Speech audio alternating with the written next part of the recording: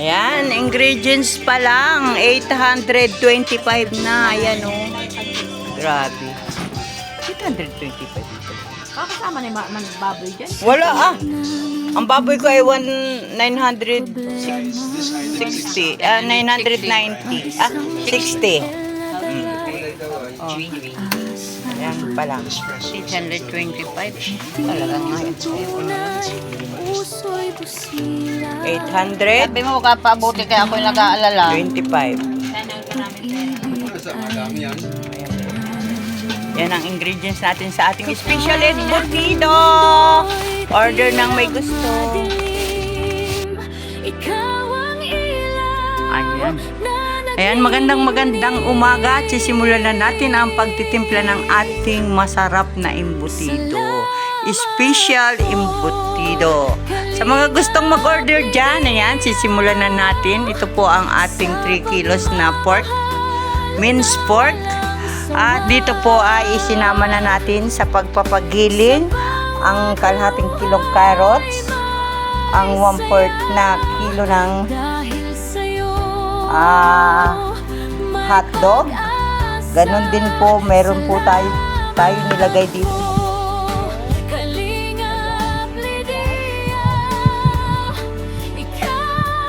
Ilagyan din po natin yan. At ito po, hindi natin isinama itong mga ingredients na ito. Ayan. Siyempre, kailangan natin ng margarine para dun sa hindi dumikit sa aluminum foil ang ating gagawing embutido. Siyempre, ang gagawin natin, ilalagay natin breadcrumbs. Ayan, lalagyan natin ng isang malaking rino, isang gatas na Alaska Evap, isang tidbits. Ito na lang po ang binili natin para mas mura po yung naka-pack kaysa sa nakalata. At syempre, bumili rin po tayo ng pickles. At may paminta. At meron din po tayong keso. At saka meron tayong pasas.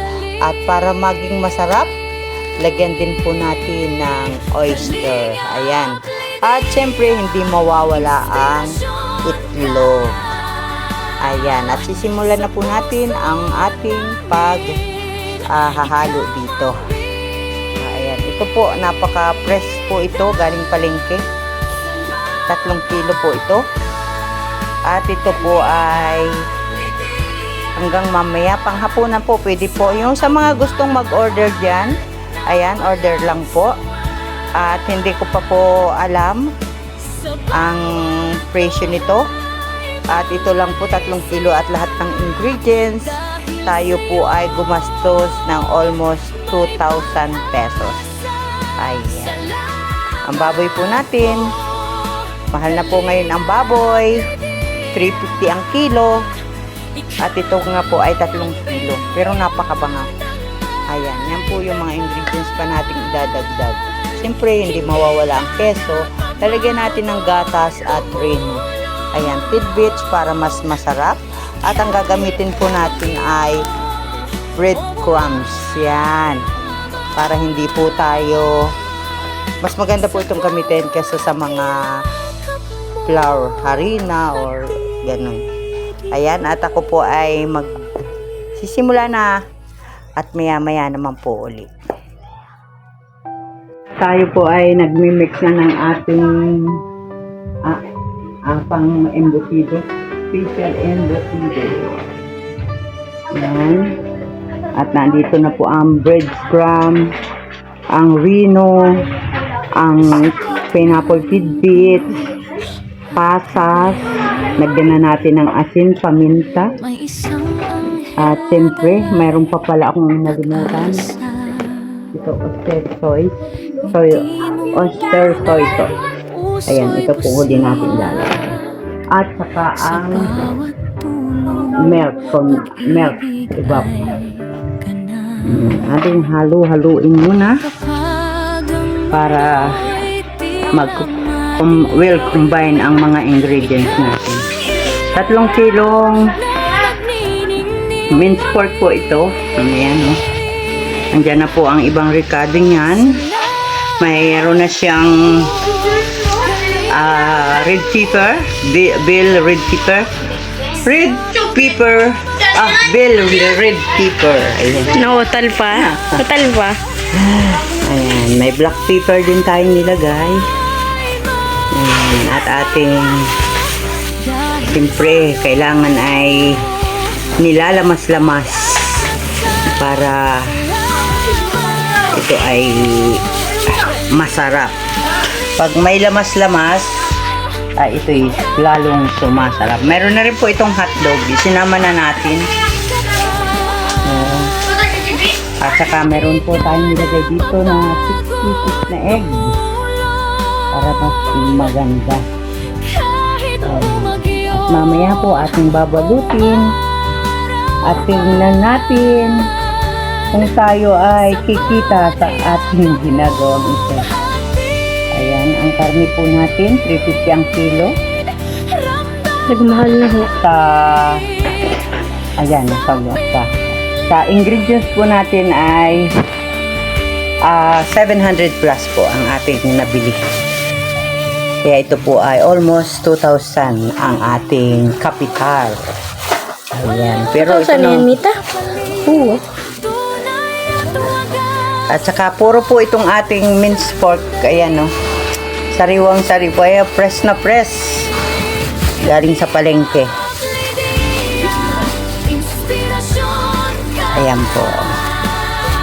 Mamaya, siya ay i-steam natin ng about 1 hour. Ano ba Tayo yung ay 1 hour? magdadagdag ng evaporated milk.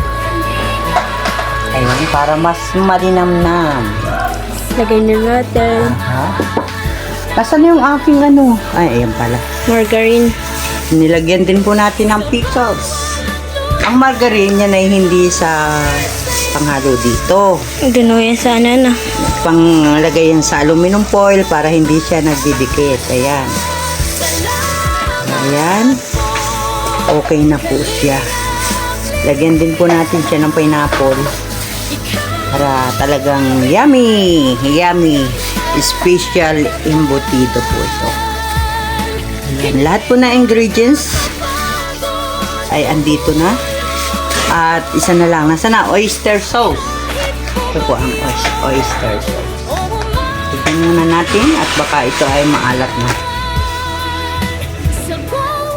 Lasa. Tama. Huwag mong ano yung aking butas ng ilong. Baka makita ang kwan dyan. Ayan, ito po ang oyster sauce. Ayan, iubos na natin. Hoy, yummy. O, sa mga gustong mag-order dyan, meron po tayo ngayong, pwede na po ito mamayang hapunan.